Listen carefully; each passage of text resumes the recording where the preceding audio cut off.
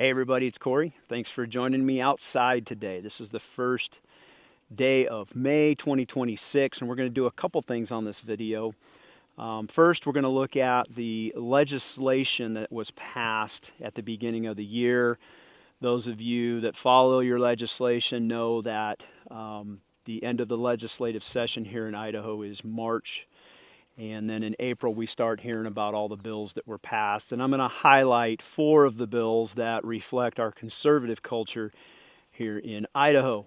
And then after that, I'm going to give you a brief update on what the housing market is doing for the month of May. Here, we'll look at actually April, the month of April compared to a year ago, and see where the market stands for those of you that are interested in that. So I've printed out information on 4 bills that reflect our conservative culture here in Idaho. And those of you that have been following our channel over the last decade know that Bonnie and I moved here. We actually bought this property in 2007. We wanted to get our family, who at the time we had a boy and a girl. They were both early on in grade school. And we wanted to get them out of California and move them to an area surrounded by this kind of beauty, where they could grow up in the outdoors, but even more importantly, grow up in a culture that reflected their conservative values. And when we announced to our friends and family early on in 2005, when we began our search, we actually announced to everybody we were going to move to Idaho in 2005. And some of the naysayers came out of the woods, and one of the more popular things that we heard was, you might want to be sure about moving to Idaho just because of the conservative culture, because give it 20 or 30 years and it's going to turn blue, just like California, Oregon, and Washington have done with all the growth that happens. And that's a valid point. And it's been something that I've always been sensitive to since moving here. And as a result, I pay attention to what the culture's doing. I pay attention to what the legislature is doing. Your government should be not only respecting your conservative values, it should be treasuring them and strengthening the rights that you have regarding your conservative values. So every year I look at what the legislature is doing here in Idaho to see and measure, are we getting more conservative? Are we getting more liberal? And again, those of you that have been following this channel know that I argue that Idaho is only getting more conservative as conservatives flee to areas like this that reflect their values. Nevertheless, you should be paying attention to anywhere where you are going to live or consider living. One of the things that you're going to want to look at is, what is that government, that state, local government doing to promote the values that you uphold. So I'm going to highlight 4 pieces of legislation that came out at the end of March. That's the end of our legislative session here in Idaho. The first bill that I want to highlight, this has to do with pride flag restrictions. And this comes from, mainly it comes from Boise. Started with Boise flying the pride flag underneath the United States flag over City Hall. And Boise tends to be more liberal than all our other cities here in Idaho, and it is our capital city, so rightfully a lot of people are laser focused on Boise. People wrongly assume that whatever Boise does, Idaho does. That is not true, and this legislation right here is proof of that. This legislation was aimed at Boise to get that pride flag removed from the flagpole, and it actually passed in 2025 under what's called the flag neutrality law. And at that time, the legislation said that it was illegal to fly anything other than a U.S., state, military, tribal, POW, MIA, or limited special occasion flag on any government building. Well, when they passed that law, Boise still kept flying the pride flag at times under the American flag at City Hall. Well, the legislature came back and actually put some teeth into this, and that's what we saw this year, where it now is a $2,000 per day civil penalty, and it's enforced by the actual state attorney general. And this actually led to directly led to Boise removing the flag from City Hall. And there's been, nutcases that have gone and painted the flagpole and wrapped the flagpole in rainbow colors and so forth. But I think what's important to draw from this is that the state government, the legislature that we vote into power, actually said, no, this is not acceptable to fly flags under the American flag that are, it's a conservative victory because it's taxpayer funded money that goes to flying those, and the government doesn't want to be promoting ideological symbols that create disunity and promote special interest agendas. So that was one law that passed this year that shows how the Idaho government and the legislature look at these radical ideological progressive movements. Second bill that I want to bring up to you, it is Senate Bill 1442, and it's the Senate bill on immigration enforcement. And this is what it says. It requires local and county law enforcement to verify and record immigration status and nationality for every arrest. And then they must report that to the federal government, ICE, and it also mandates statistical reporting at the end of the year on immigration. And what this does is it enforces our already strong federal immigration law here at the state level, and it enhances public safety, it holds governments accountable, and it protects Idaho taxpayers and citizens from the unvetted costs of illegal immigration and crime. So that was the second bill.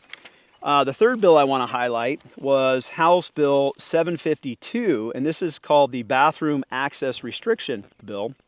And what this does, this prohibits any person from knowingly entering a restroom, locker room, or changing room designated for the opposite biological sex in any government building or place where private business is open to the public. And you say, well, that sounds good. Yeah, so there's a law. However, this one is actually a misdemeanor upon its first offense, which means it's arrestable. So the first offense for going into the opposite sex bathroom is punishable up to a year in jail. That's your misdemeanor. And repeat offenses within 5 years then jump into the felony status and can be punishable in prison by up to 5 years. There are limited exceptions for maintenance workers, medical workers, and law enforcement activities.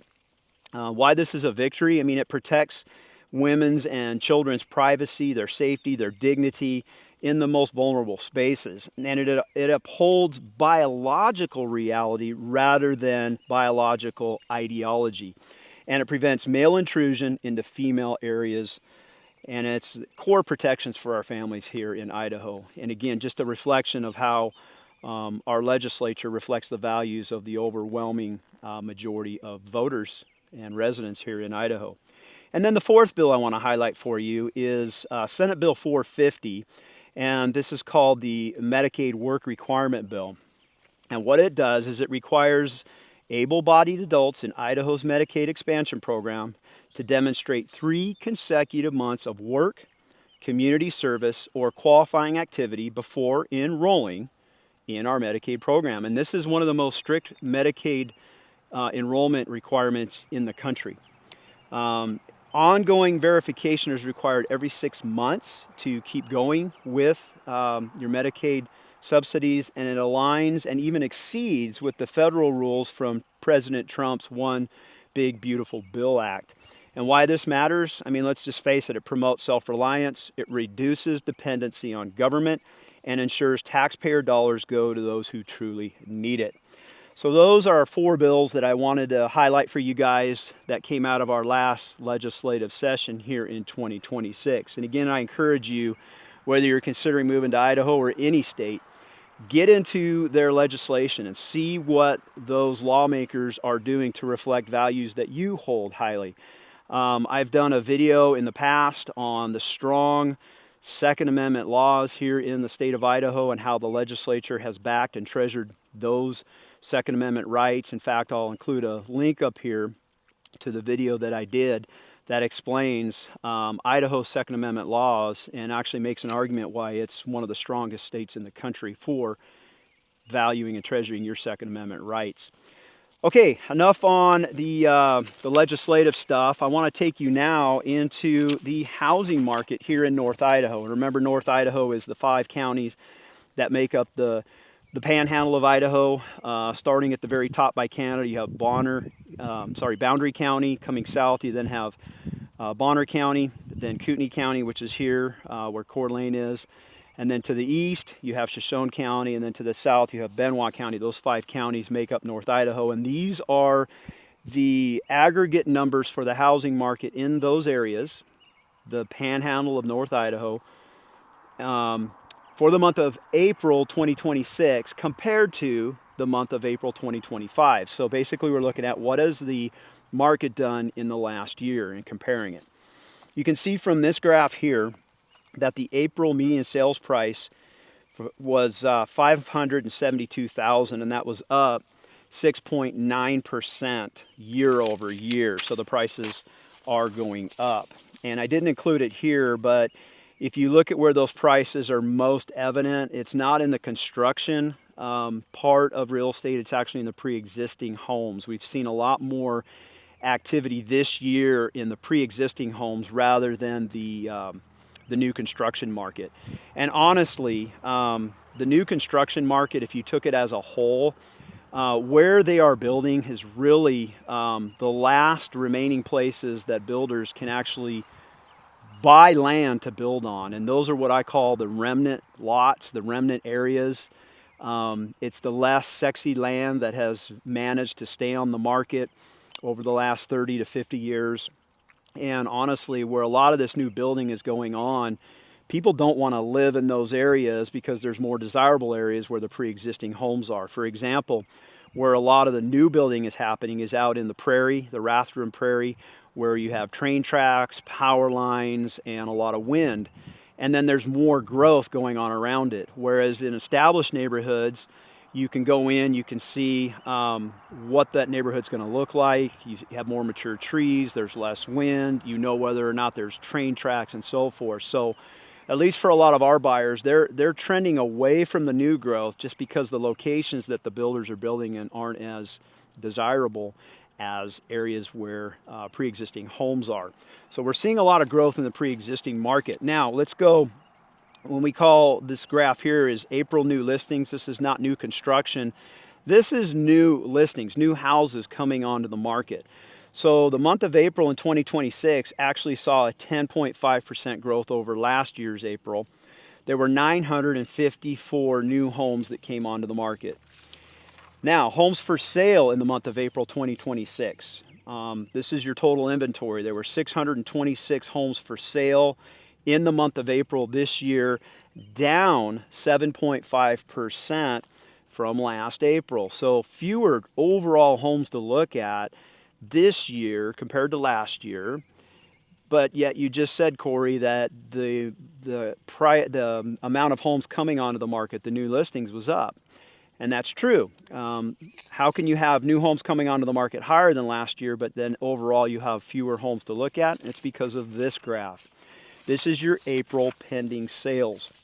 And you can see here that there were 541 homes that went under contract in the month of April of 2026, and that was a 21% increase over last April. Now let me just hover over this point for a second. Bonnie and I, in the month of April, were blessed to put 9 homes under contract in the month of April. We usually average 3 to 4 homes a month that we put under contract. 9 in the month of April. And as we're out in the field looking at homes, talking to our lenders, talking to our inspectors, we're asking, are they seeing and feeling the same increase that we are? And overwhelmingly, lenders, inspectors, other agents, they're all confirming that the month of April was a busy month compared to recent history. And that is with the war in Iran happening, and you're seeing interest rates sway back up from lows that you saw before that war started. And so even with the interest rates slightly increasing, we have seen a larger demand in our market for new purchases. And again, we'll keep an eye on that trend, but if you're asking what's the market doing early spring here in North Idaho, it's hopping, okay? And then closed sales, remember these reflect the last 30 to 45 days of activity, pending sales. So these are the number of sales that closed in April. There were 394, and that was up 2.9% over the previous April. So that's it for your update for the North Idaho housing market for the month of April. You guys, if you're interested in talking to us, we have a link in the description below on how to contact us. We make ourselves available to you through Zoom calls, phone conference calls. You can meet us in our office in person if you're in town. We do encourage you to not just contact us, but to interview us. Ask us about our credentials, ask us about our knowledge. Bring your list of questions that you need answered, and then take that same set of questions and go interview 2 other real estate agents. And make sure that when you decide on who you're going to use for buying or selling your home is someone that you're entirely comfortable with. Because I'll just be frank with you, there's a lot of agents out here, and there's a lot of BS. When you see social media marketing, people claiming to be this or that, claiming to be experts in this or that. And there are certainly many of my colleagues who are experts and deserve the credibility that they claim. But overwhelmingly, there's a lot of crap out there that people are claiming that is simply not true. And you need to avoid making mistakes on newer agents who claim to be experienced, making mistakes on agents who claim to be something that you don't want them to be. So how do you avoid that? You interview them, and you interview several of them, and you get a feel for who you want to work with. It only takes you about a half hour to an hour per Zoom call to vet these agents. That would in the end be at most 3 hours worth your time before you start looking for homes with an agent. It's well worth your time. And if you'd like to include us on that list of agents to interview, again, there's a link in the description below on how to get a hold of us. I'd love to talk with you and answer your questions. That is it for this update. Until next time, take care. Bye now. Thanks for watching the video. If we haven't met yet, I'm Kory Martinelli.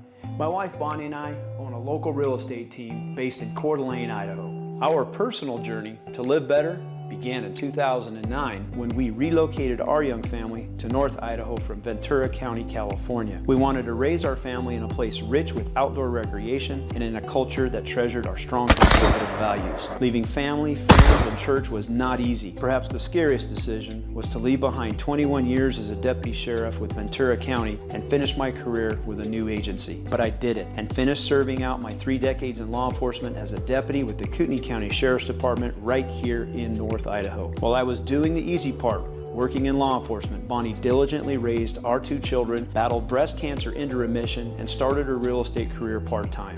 Talk about a winner. After retiring from law enforcement in 2016, I joined Bonnie in real estate and we went full-time forming the Martinelli Realty team and this video channel. Since then, we have successfully navigated one of the most aggressive and competitive real estate markets in America to help over 300 families relocate to North Idaho. In that time, Bonnie has been recognized as one of the top 1% producing real estate professionals in the entire country. It is this experience that we have gained in the market that forms the foundation of our videos. If you are wondering if you can live better in North Idaho, we dedicate this channel to you.